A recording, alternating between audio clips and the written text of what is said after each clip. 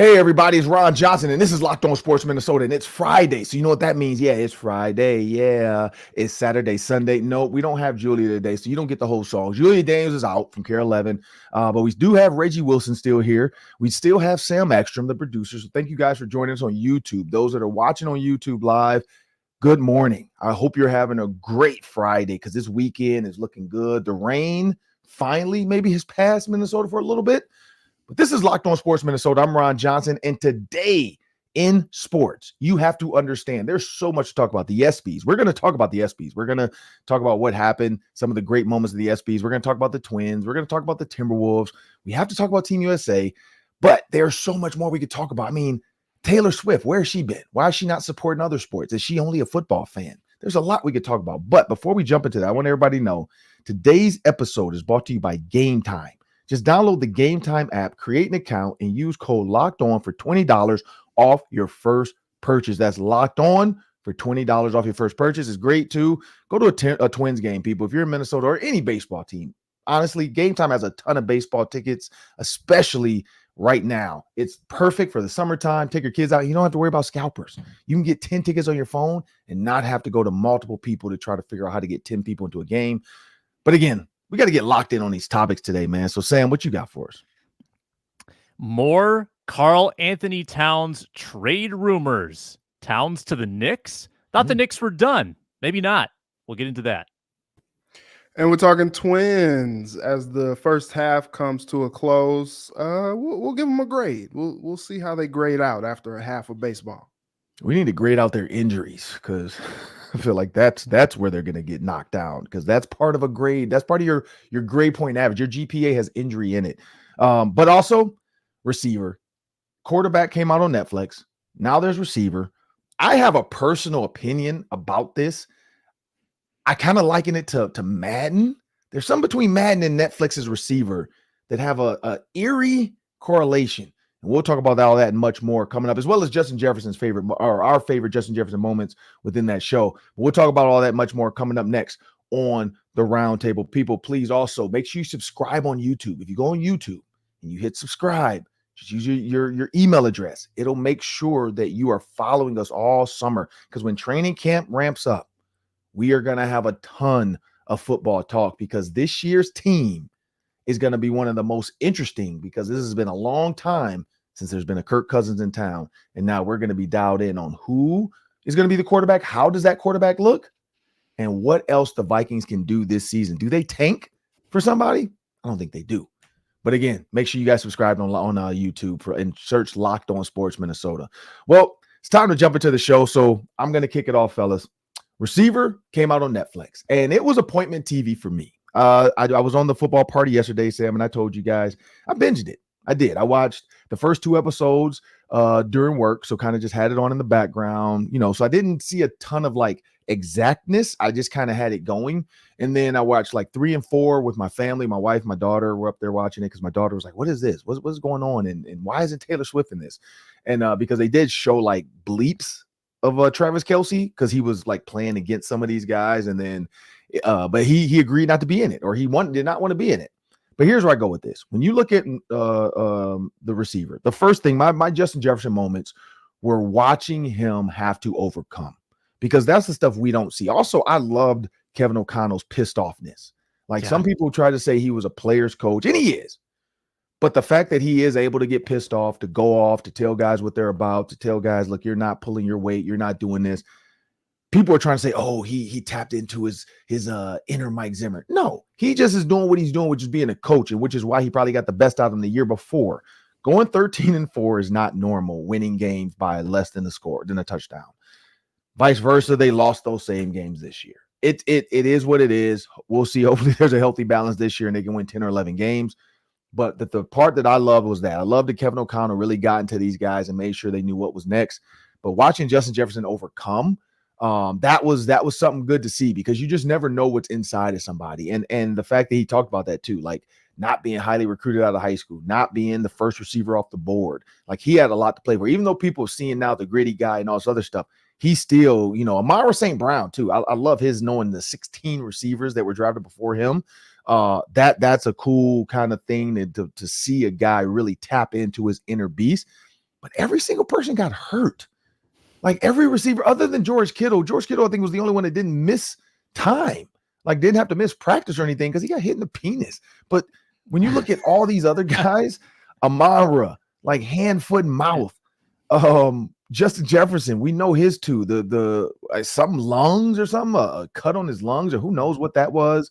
And then the what was the other one? Oh, the hamstring. The hamstring. Oh, then yeah. Debo had the shoulder. He had the leg thing in the Super Bowl.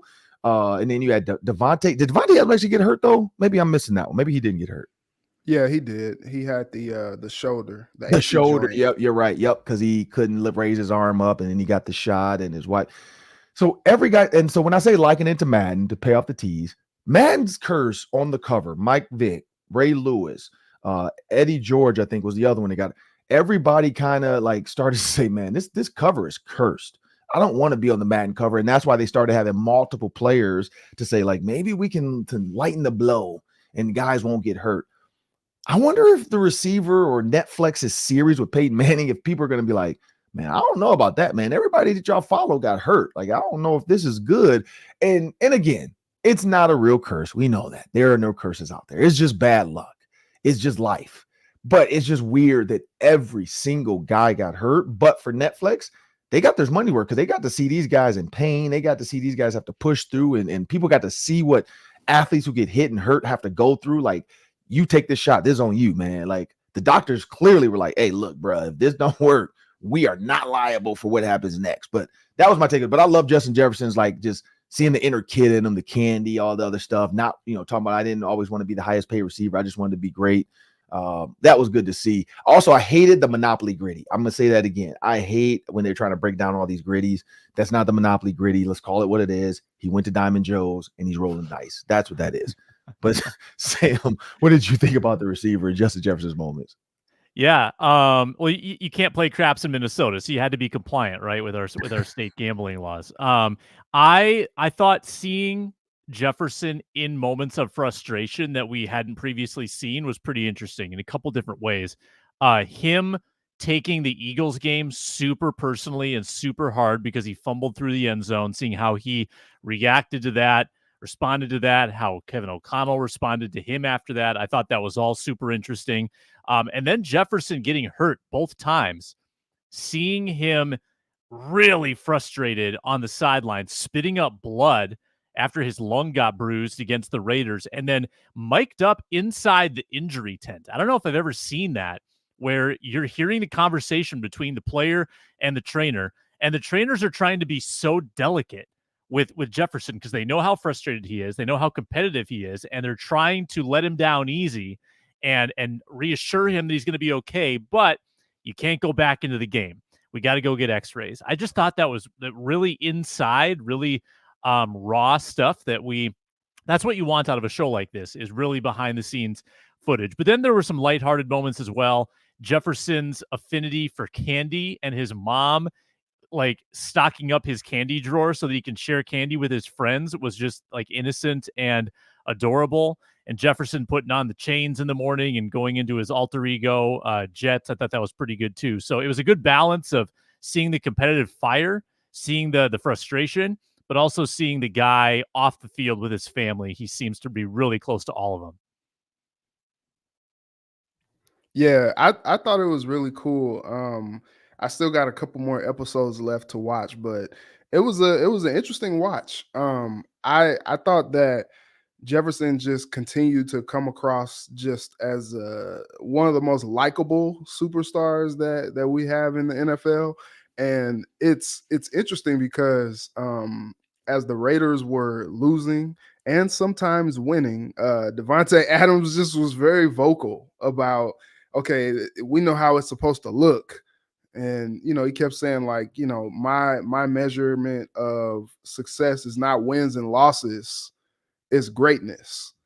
And, they cut to, Get Up with Greeny and all them kind of taking that a little bit out of context. I understood what Devontae was trying to say, but it was just crazy. I guess I didn't realize how vocal he was last season about like some of their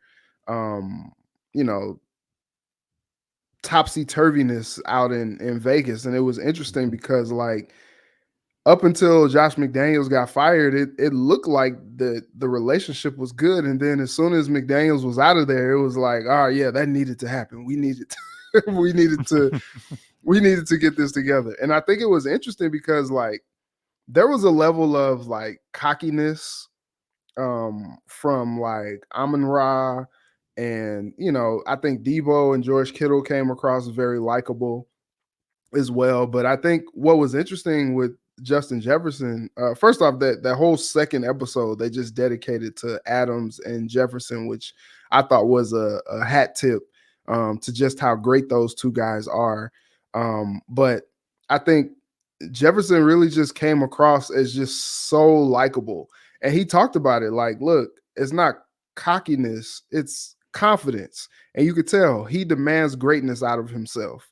And it's hard to think, as you mentioned, Sam, that someone so great loves candy so much. Like these athletes, I guess, they work out so much, like they can offset some of that stuff. But it was interesting just to see like how much candy he had, also how modestly he lives. I don't think, he lives in that townhome anymore, but like just seeing him just live in a regular townhouse, just walking outside, probably waving to the hey, Justin, how's it going? Like it was very much like the furniture in his townhouse was, it gave like college apartment, you know what I'm saying? Like the bright red couch and, all that. Like it was interesting just to see how modest he lives. And, at the very start, he was like, look, I don't really spend my money on much. Like it's, jewelry and, he got the townhouse. He's not living crazy, bought the AMG Mercedes. Like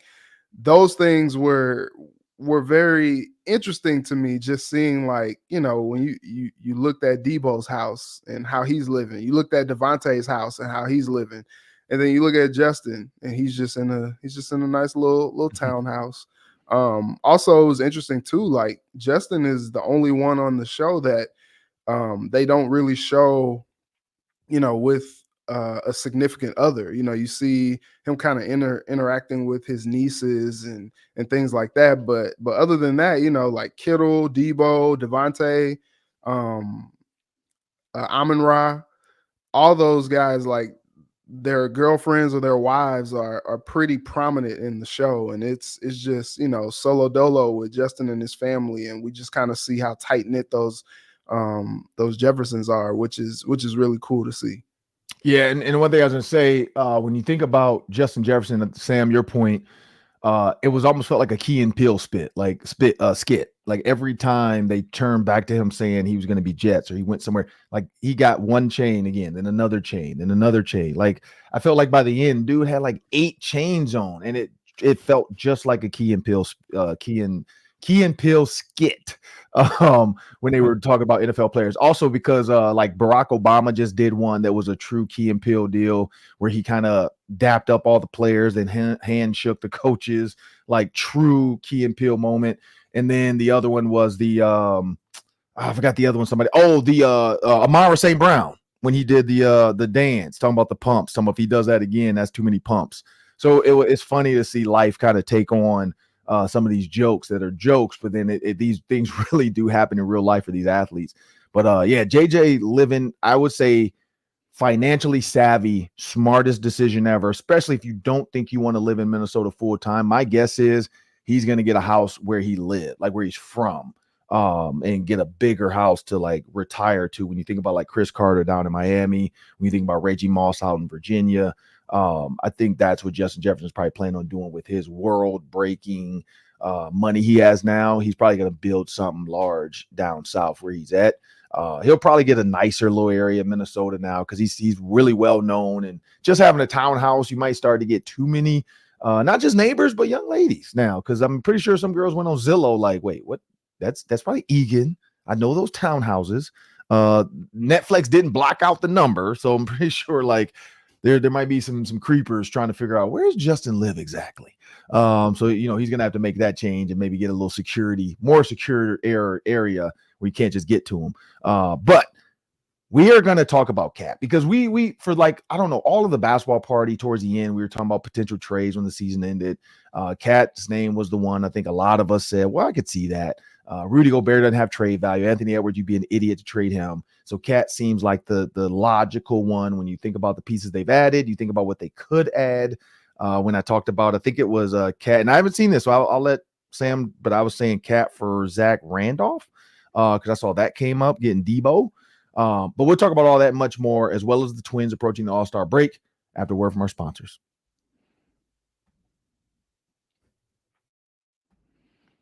We are brought to you today by Game Time. It's an authorized ticket marketplace of Major League Baseball, and when the Twins are back in town, you can get in the building for around $50, and that price might even go down the closer you get to first pitch, because that's how you roll at Game Time. You get great deals. You get great last-minute deals, up to 60% when you go to sports, concerts, comedy, and theater last minute. Might be a zone deal. You choose the section, Game Time chooses the seats, or flash deals, which are exclusive in-app deals on select seats ahead of the event. You get to see a panoramic view from your seat. You know exactly where you're sitting, and you get all-in prices with no hidden fees. Just take the guesswork out of buying tickets, and their lowest price guarantee credits you 110% of the difference if you find better seats. So download the Game Time app, create an account, use code LOCKEDONNFL for $20 off your first purchase. Terms apply. Again, create an account, redeem code LOCKEDONNFL for $20 off. Download Game Time today. Last minute tickets, lowest price guaranteed. Well, with no further ado, Sam, take it away. What's this Cat trade rumor? What's going on? You know, on Wednesday's basketball party, Reggie, I think you weren't there for this, but Jack Borman had a gleam in his eye. I felt like he knew something. And then what do you know? Within hours of that show, there's a report. There's a report that said Karl-Anthony Towns, or the Knicks are seriously interested in Karl-Anthony Towns. Now, this rumor is originating from a New York source. It's not coming from Minnesota. It's coming from New York. And I feel like there might be some validity to it. I just have a gut feeling that there might be something to this deal because of how aggressive the Knicks are being, because of Cat's financial situation here in Minnesota, with as far over the luxury tax as they are in Minnesota. Could they make one big move and shake things up? Now, the Knicks have loaded up on Villanova guys. Cat he's not a Villanova guy, so maybe they won't take him. He's a blue blood, though. Yeah, Kentucky, Calipari. He's got that Calipari pedigree. Reunite with Tom Thibodeau. I don't know what their relationship was really like here, but might get a chance to go back and play with him. I think this would be a huge loop that we'd be thrown through if this happens, because Tim Connolly and Chris Finch have said all offseason so far, we like continuity. We are going to bring this team back, and we're going to make a couple adjustments, and we're going to try it again, but we value continuity. So if this happens, if they do swing a big trade, maybe it's Julius Randle coming back, maybe it's a 3-team deal and they end up with Lauri Markkanen, something along those lines, I think it would feel just a little weird that we've been told how important continuity is only for them to deal Cat. I would also be disappointed if this is a money-related move, because we've kind of been assured that, whoever the owner is, they're going to pay the luxury tax. They're going to keep the team together. And if Cat is traded, that would seem like a big financial move rather than a personnel like team move. That would be saving you a lot of money on that luxury tax. I get that. But also, I feel like we've been fed one thing and a Cat trade would feel like another. That's why it would feel a little weird to me. Reggie, where are you at with that? So yeah, it feels weird to me too. I guess I just would have to see it, like I would have to see it happen. I remember I still remember being in my assistant news director's office and we're talking about, I was in my news director's office and we're talking about life and just things in general, just catching up on stuff. And then I get done with the meeting with my news director, and my assistant news director pops out of the office like, "Hey, did you see it?" I was like, "What? See what?" And he's like, "The trade." I was like, "What trade?" "Rudy Gobert." I was like, what about Rudy Gobert? Like, I was just like, what are you talking about? What, it's Rudy. He plays for Utah. What does that have to do with me? He was like, he just got traded to the Timberwolves. I was like, what? And that just seemed to like come out of left field for me. And so I just thought that was probably the craziest thing that I could have seen that offseason. But I think, what we've seen from Tim Connolly is that like he plays big. And it's funny though, ever since he's been in Minnesota, he said he believes that Karl-Anthony Towns is a player that they will see his jersey in the rafters one day. Like he's a cornerstone player. He's been adamant about that since he's gotten here.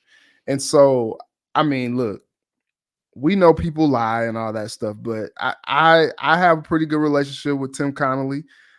I believe him at his word. I'll take him at his word. But you know what? Things are true until they're not. Things are true until a deal comes along that is too good to pass up. And I think that's something that is worth monitoring and is worth watching. But I would just have to see it. Like this is my thing. Who are they going to get? Like legitimately, who do they get that they feel like is an upgrade to this roster to the point where they can go further than the Western Conference Finals? Because we saw the Mavericks do, what some thought at the time were just minor tweaks to the roster at the trade deadline. And they ended up, having a roster that was good enough to just kind of throttle the Timberwolves and go to the NBA Finals. And so those things worked. But, when you're talking about trading a guy like Cat, his defense in the Western Conference semifinals was top notch. And then also, you're talking about a guy who can get you 20, 25 a game and is going to shoot, 40% from three. And so when you lose something like that, what are you getting back that you feel like could make you even more of a contender for the NBA Finals? And that's what I have to see. Yeah, for me, when I look at the trade, so I'm looking at the comments too. And it's funny, Knicks fans kind of feel the same way we all do when it comes to Cat. People are saying could be a true potential upgrade, but I don't trust his instincts. He does some weird stuff. And I think that sums it up. What they're looking for, so this is the other part, and I kind of see it. Everybody sees who wins the championship, and they're like, what did they do? Well, the Celtics, because if you look at the Celtics lineup, Drew Holiday, Derek White, Jaylen Brown, and Jason Tatum at the power forward position. They're running a true spread the floor system. Al Horford at the 5, Porzingis as well coming in. They're looking at Cat like he can be a way better Al Horford.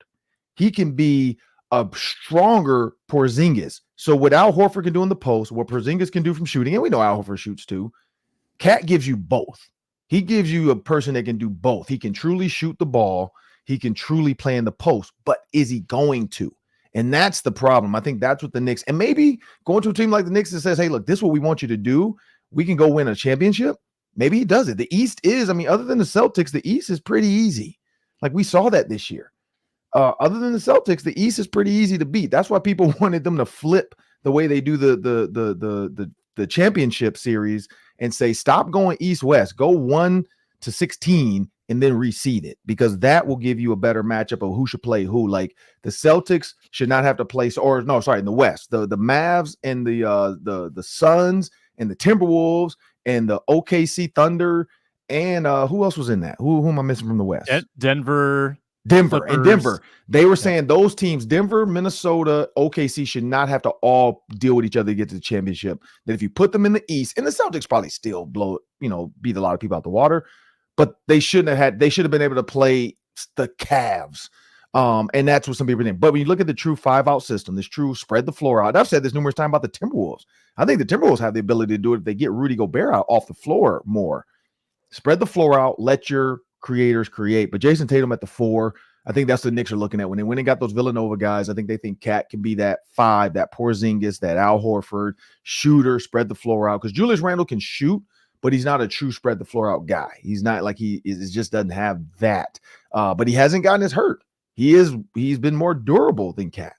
But when you think about that, when you think about where they are with that, I think that's all they're looking at. Celtics won by spreading the floor out. If we can get a guy like Cat, we load it up with talent from Villanova, chemistry guys.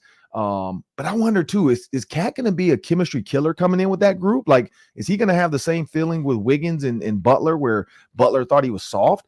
But I will say this, and Reggie, you understand this joke. Somebody saw this joke. They said the Celtics went real light-skinned on this. So maybe Cat sensitivity will be accepted in New York because they went real Drake on this one with that team right now. When you look at Josh Hart, you look at all the jokes right now from Mikal Bridges and Dante DiVincenzo right now. They're having so much fun on Instagram and they're messing with each other. Cat might fit in with that. And so I could see it. But for the Timberwolves, what are you getting and is it worth it? Because Cat is a franchise player. I would not let them, because if people feel like you got robbed, you're going to feel like you got robbed, and you're always going to wonder, like, could we have still gotten there if we kept Cat? And I think that's the question. I don't know, but here's one question I ask you though: do you think Cat for Julius Randle is enough? That's my quick question to you too. I think you got to get more. I think you got to get more, whether it's a shooter to go with that, maybe from a third team. Like I kind of think a third team has to be involved. Yeah, I think you need more, or picks. Like if this is a way for you to get cheaper or to get less expensive and to recoup first round picks that you can use to bring in young talent in the coming years, that's probably one way you would go about it. And again, are you doing this just to get out from Cat's contract? Like, is this just a money move to avoid the luxury tax down the road, or do you actually think you're getting better? I hope the motivation is you think you're getting better and ownership isn't forcing you to do this just to avoid those excessive payments. Reggie, same thoughts? Yeah, I don't think Julius Randle is a good fit with the Timberwolves. Like, yeah, he'll put the ball on the floor more than Cat and drive in and get more buckets. But I think the problem with the Wolves offense last year was they just kind of needed more shooters.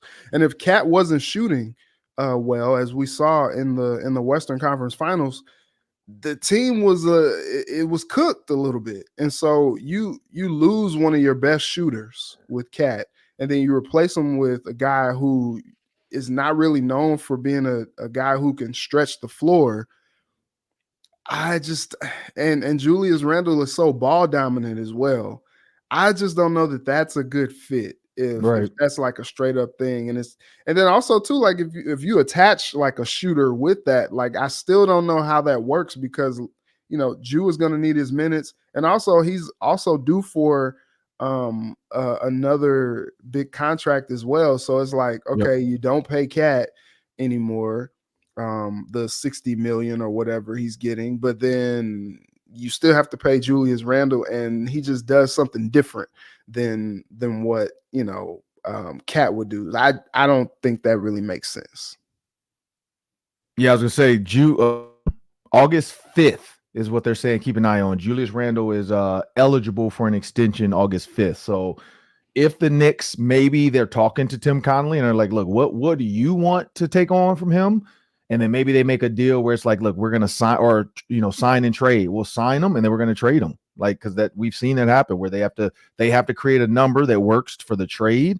And so they go to Julius Randle's people and say, hey, here's a number. Do you like it? The Timberwolves are willing to take that on. We'll take on Cat's salary. And then the Timberwolves are going to get X, Y, and Z, maybe from a third team. Like maybe they'll trade something else to another team to get that person to go to the Timberwolves as well.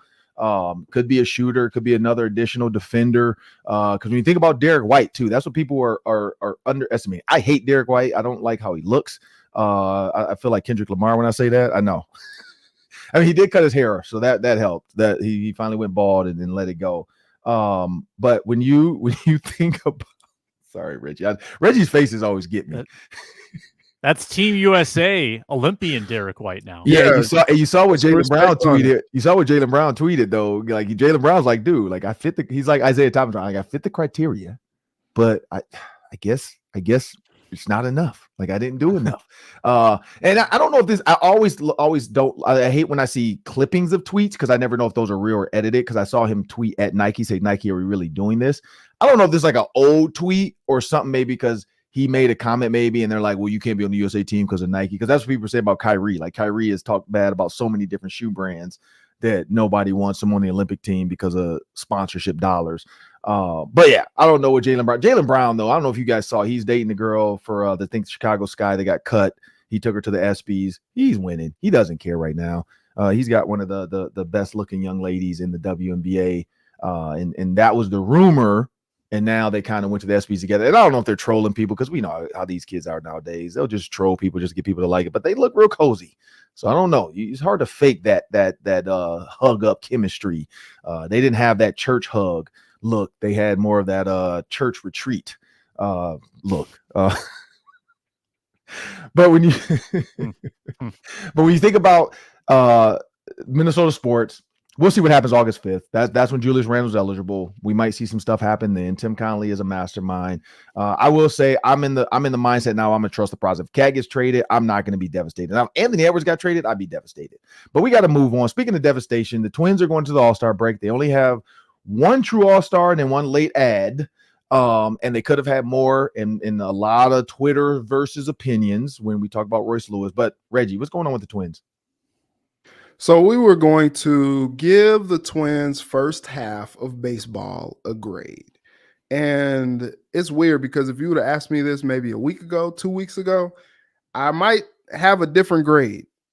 But you know what? I'm grading on a curve, considering everything, okay? I'm going to give the Twins' first half a B-. And here's why. Coming into the season, there was a lot of hype, even though they slashed payroll, but there was so much like World Series hype. And, you know, that's the case every time you're going into a season. So I get that.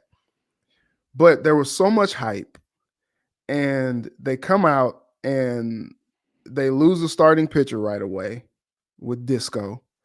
And you're like, okay, all right, here we go. And you haven't seen the best stuff from Pablo. Four different times we have seen a losing streak of 4 or more games from the Twins this season. And that nasty 7-game losing streak in the middle of the first half of the season was a particular blemish. But that being said, they're only 4.5 games back from the first place Guardians right now. And that just feels like a win to me, considering Royce Lewis hurt twice. We've seen some good things from Brooks Lee. You know, you send Wallner down and you bring him back, and you're getting production from Carlos Correa that you want to see. You know, I made a statement that like Karl-Anthony Towns and Carlos Correa are like similar players for their team. And my logic is like, yeah, like if you look 10,000 foot view at their stats, you're like, okay, they're good players. They're great players. But how much are they affecting winning? And you look back and you kind of look at Carlos Correa's numbers and you're like, I'm not really sure. I'm not really sure. And I saw a tweet from Lavelle Neal. He was just like, man, for what Correa is being paid, like we need to see more. And I think Carlos Correa saw that tweet, because from the moment that was tweeted, Correa has been in his bag. Like he has been in fuego.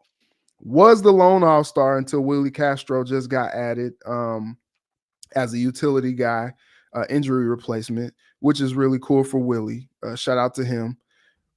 But like Carlos Correa has been doing the thing, and he has been affecting these wins. And so I think that's another reason why I look at the Twins and think like, okay, B-, because you know we also have seen a incredible hit streak from Jose Miranda. Brooks Lee came up on fire.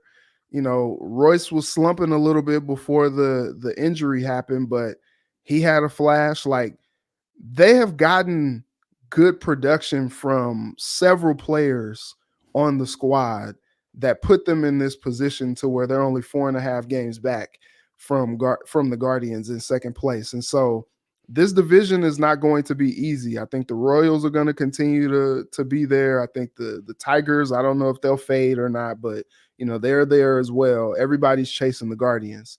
But them being in that position, still being in contention for the playoffs, even though they've had all these shortcomings and they've had these terrible looking slumps where the bats just weren't there, I give them a B-.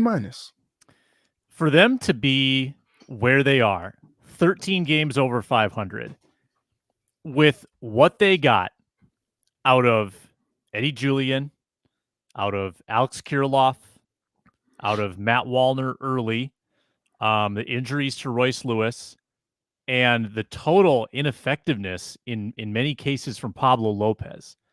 When you just look at the result, I mean, that's almost A caliber to me that they got here from that. They've had some really key saviors on this team. Jose Miranda amongst them. Willie Castro, the late add to the All-Star game, has been enormous. Simeon Woods Richardson.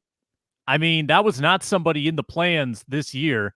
Started 15 games. He's got their second best ERA behind Joe Ryan at 3.48. They needed that.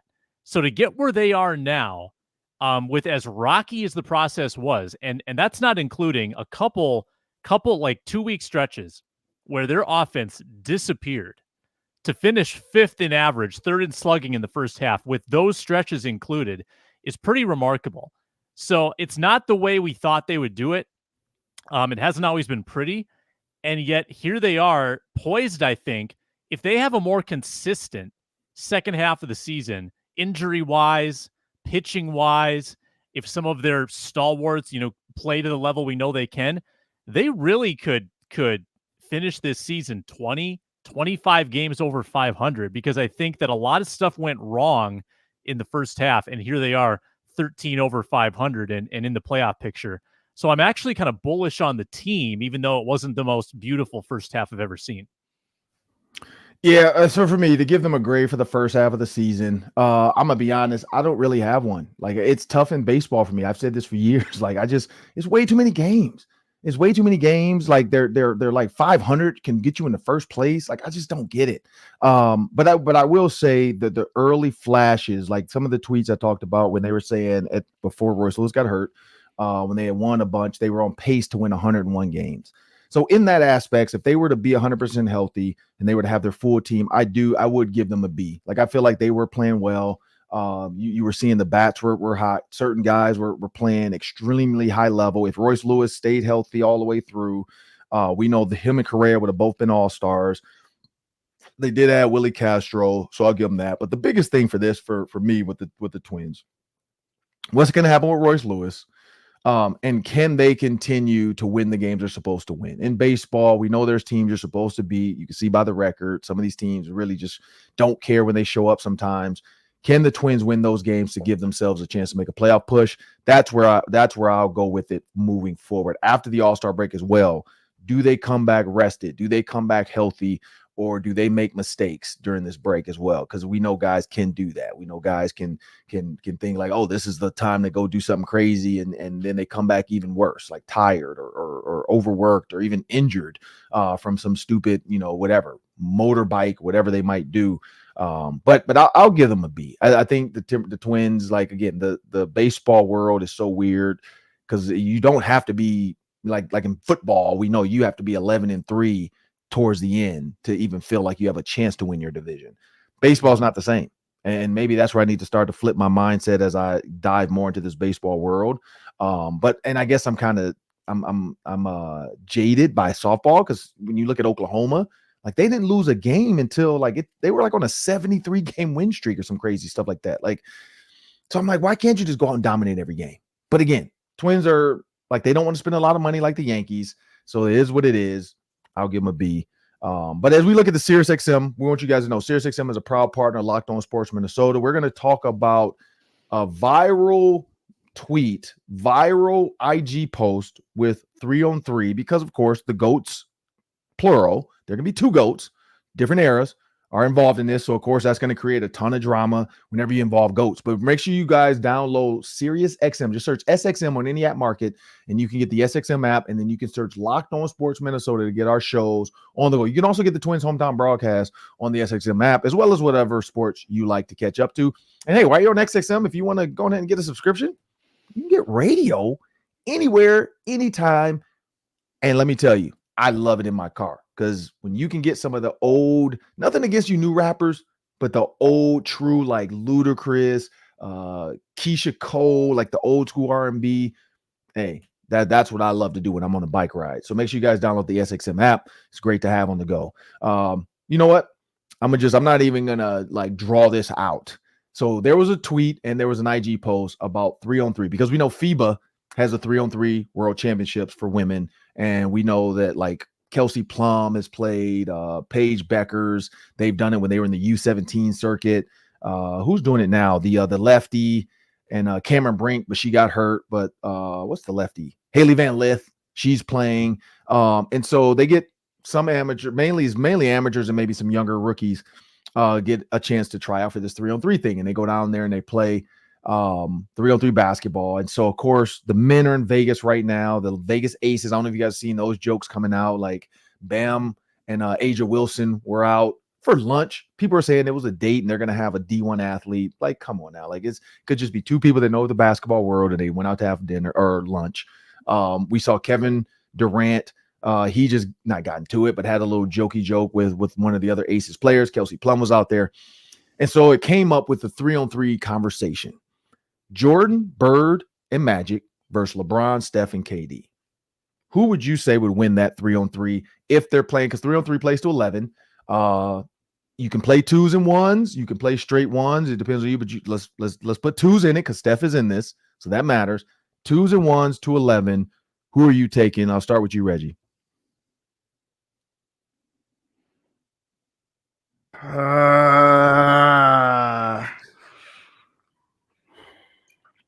So I watch Winning Time on HBO Max, and Larry Bird is a killer. He is. He was. Larry Bird and Magic Johnson, two of the most competitive dudes that I think the game of basketball has ever seen. And then also you couple in the GOAT. Give me the legends, man. Give me the legends. I hate to give me the legends. Give me the legends. Magic, Jordan, and Bird. Sam. Yeah, I got it. I got to take and they're not even young guys. I mean, LeBron's 48 years old, but I got to take those guys with the range that Steph has. LeBron gives you finishing at the rim, rebounding, and passing. Like his passing is probably, comparable to Magic, or maybe not quite Magic level, but his size and passing ability is just a secret weapon. Durant gets his shot off whenever he wants. It's weird that I think Durant is like the weak link on this team, which is weird to say, because I think Steph spreads the floor, LeBron drives and kicks. I don't see how you beat that group, but I will say that Bird, little hook shot action, that's unblockable. MJ with the fadeaway, that's unblockable. Tell me this, Ron. I'll let you go next. What would your matchups be? Who would you have guarding who in this? Yeah, that's what I was thinking about. Because of course everybody's thinking Jordan and LeBron, but you can't do that because you leave Steph on a guy that's over 6'7". So you got to go Steph on a 6'6" Jordan. So we know that Jordan in the post can dominate Steph, and that's where Jordan went to work. His back to the basket, turn, tween, lay it up, step through. So Jordan's going to get his. But then you vice versa that. It's 2 for 1. Jordan's 1's probably a little bit more consistent, but Steph Curry in his prime, his 2's are like you got to get 2 for every 1 shot Steph takes. So now you got to rely on Bird. Magic wasn't a great 3-point shooter, but you have a guy in LeBron that can shoot the 3. You have a guy in KD that can shoot the 3. So in the true, like if you go to 21, let's take 11 out of it because 11 is too fast. I want to see a lot. Go to 21. The 2-point making ability by this team is higher than the old guys. Now, Bird, yep, he can shoot the peel. Jordan, like, I don't know. Like, Jordan, he had his moments. That's why he did I don't know how I made that. Like, he wasn't known for the 3-point shot. He became that eventually as he got older and realized, like, oh, I got to work on this 3. But my matchup would be Bird on KD, and I think that's the mismatch. I don't know if Bird can guard KD a full, like going to 21 up top, because you said KD's 7 feet tall. He can get his shot off. But Bird with his hook, yep, that's tough. That's unguardable. Jordan on Curry. But I think LeBron on Magic is where you find your mismatch. Magic, like, I don't think he's like, even when he was in his prime, he was not known for quickness laterally as a point guard. Like, he wasn't guarding Isaiah Thomas. Like, he wasn't guarding their point guards. He was guarding the small forwards. He just was a mismatch for them because you got him and Worthy on the floor. And now it's like, well, crap, Worthy's a small forward, but we got to put somebody on Magic. And so he creates a mismatch. But that's why you have LeBron who can guard him. Same size, stronger, in my opinion, quicker, gets off the floor higher. Like, he's known for dunking and finishing, where Magic was not. Magic was known for showtime and, all the pass. I don't know. I gotta go with Steph, KD, and Clay. But it would be fun if there was a way to like go back in history and actually do that, because I know we've seen movies that do that all the time. I would love to see that. But here's the question that I thought about, Sam, when Sam and I were talking. We got to get out of here in 2 minutes, really quick. If you had to pick a Timberwolves 3-on-3 greats, who would you pick? And I'll start with you, Reggie. Okay, so definitely start with Ant and KG. All right. But you know what? Unpopular opinion. I think you go Cat. Ant, Cat, and KG. I think the two that you mentioned, KG and Ant, are locks, and then the debate is over the third, and the nominees would be, Love, Cat, obviously. I'm gonna go Jimmy Butler. Yeah. With Butler, you get defense, you get clutchness, you get finishing ability, you get rebounding. I think Jimmy Butler, I don't know, he and KG, I don't know if those two alphas can coexist, but I'm going with it. Let's go. That's a super What about team. You need a floor spacer. Yeah, true. That's what I say. Like, you need a shooter, but we know Jimmy Butler can shoot and finish. You guys are hating on Andrew Wiggins, clearly. But I don't know. Like, I'm still holding out that Bronny's going to get traded to the Timberwolves. Right. No, I like Sam's. I'm going with KG, and I got to go with Jimmy Butler. I like Jimmy Butler's defense. I like when you put Ant and Jimmy Butler on the same floor. I just think that's absolute magic. And then you watch KG when he took on the USA team and went one-on-one. I would have to go with those three. Kevin Love is definitely a quick top honorable mention. Spreewell's up there as well. No Johnny Flynn. Let's say no, what you call it or over there. But we got to get out of here. I'm Ron Johnson. That's Sam Ekstrom. That's Reggie Wilson. Make sure you guys subscribe on YouTube to Locked On Sports Minnesota. Have a great weekend, people.